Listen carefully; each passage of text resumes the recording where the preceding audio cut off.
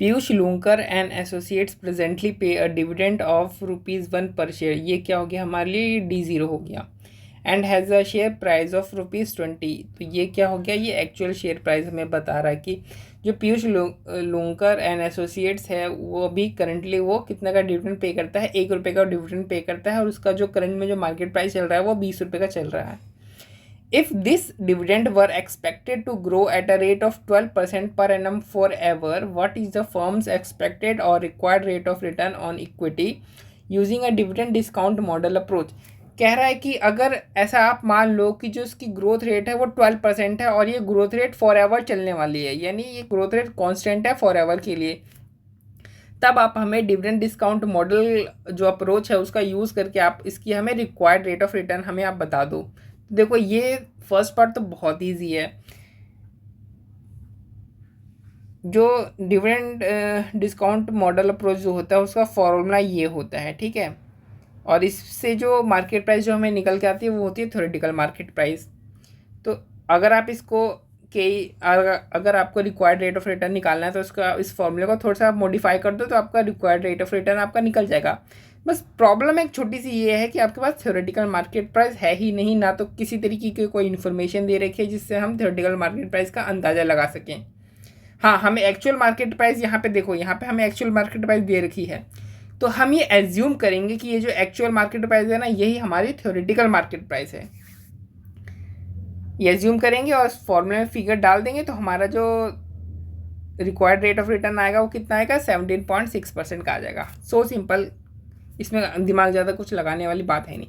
लेकिन जो second point है यहाँ पे आपको दिमाग लगाने वाली बात है, और ये इस चीज़ को आप या तो रट लो, कहीं पे लिख लो, एग्ज़ाम टाइम पे आपको ये करके जाना है, एक बार देख लेना है इसको कि क्या कैसे था ये, ठीक है। ये वेरी वेरी इंपॉर्टेंट है। क्या कहता है कि instead of this situation in part 1, कहता है कि पार्ट 1 को भूल जाओ, ठीक है। Suppose that the dividends were expected to grow at a rate of 20% per annum for 5 years and 10% per annum there after. कह रहा है कि जो डिविडेंड का जो ग्रोथ रेट है ना वो शुरू के 5 साल में आप 20% मानो और उसके बाद आप 10% मानो। यानी ये किसकी बात कर रहा है, ये 2 स्टेज डिविडेंड डिस्काउंट मॉडल की बात कर रहा है।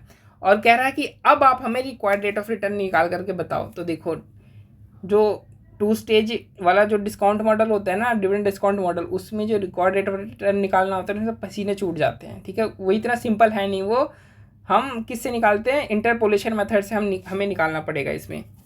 तो इंटरपोलेशन के लिए हमें 2 रेट चाहिए होंगे।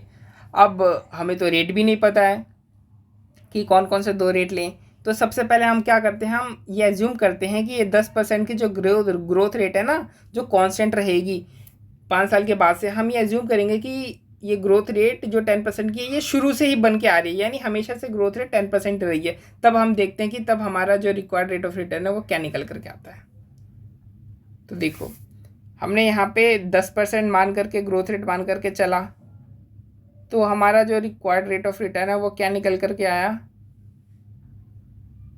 15.5% निकल करके आया। अब आप इस 15.5% में 2-4% ऊपर नीचे कर करके आप 2 रेट ले लो। तो हमने ना यहाँ पे 2 रेट ले लिया, एक लिया 15% और दूसरा हमने कितना लिया, सॉरी 15% नहीं, यहाँ पे हमने रेट लिया है हमारा 18%, ये यहाँ पे ये 18% रेट, और दूसरा रेट लिया हमने 19% का। तो पहले हम 18% की मदद से सॉल्व करके देखते हैं कि हमारा जो है आंसर वो क्या आता है। तो शुरू के 5 साल तो 5% कितना ग्रो करेगा, शुरू के 5 साल ये ग्रो करेगा 20%, और उसके बाद 10%। और जो हमने लास्ट डिविडेंड जो पे किया था वो देखो यहाँ पे ₹1 का पे किया लास्ट डिविडेंड।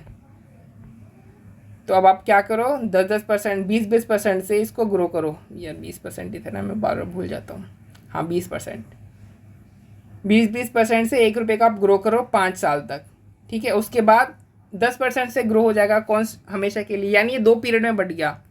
तो हम क्या करते हैं, सबसे फर्स्ट पीरियड को हम क्या करते हैं, उसमें जो भी इनफ्लो होता है उसका हम क्या करते हैं, उसको हम डिस्काउंटिंग फैक्टर से इनटू कर देते हैं और अपना सिंपल सा जो ईयर पीवी है वो निकल कर आ जाता है।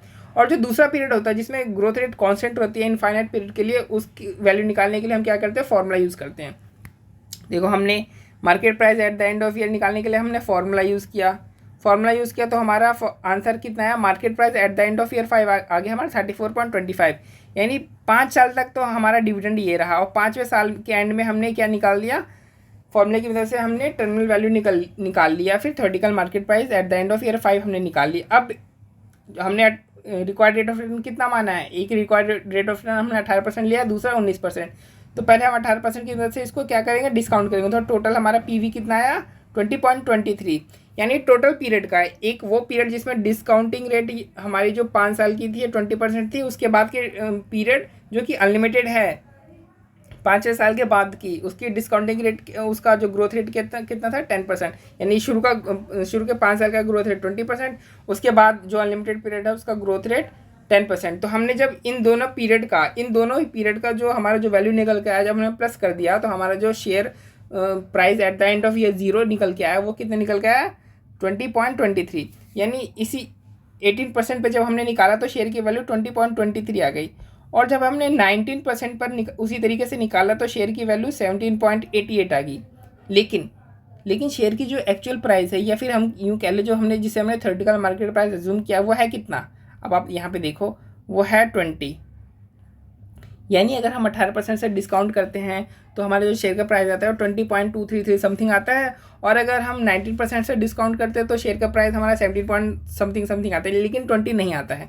तो हम ऐसा कौन सा रेट लें कि वो 20 आ जाए, तो ये देखो हम इंटरपोलेशन की मदद लेंगे। देखो 18% से करते हैं तो कितना आता है 20.23, यानी 18% से हमें क्या लेना है, थोड़ा सा ही ज़्यादा लेना है। क्यों? क्योंकि जैसे हम 19% पे यानी 1% का जंप मारते हैं तो जो शेयर की वैल्यू बहुत ज़्यादा गिर जाती है, यानी हमें कितनी गिरानी शेयर की वैल्यू, हमें सिर्फ शेयर की वैल्यू 0.23 गिरानी है, तब हमारा जो शेयर की वैल्यू पूरा 20 आ जाएगा।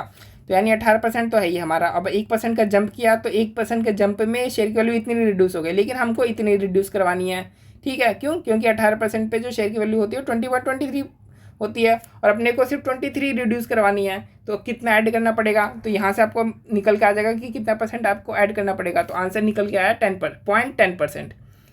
तो 18% ये, 0.10% ये, यानी आपकी जो रिक्वायर्ड रेट ऑफ रिटर्न आएगी 2 स्टेज डिविडेंड डिस्काउंट मॉडल के केस में वो कितनी आएगी 18.10%।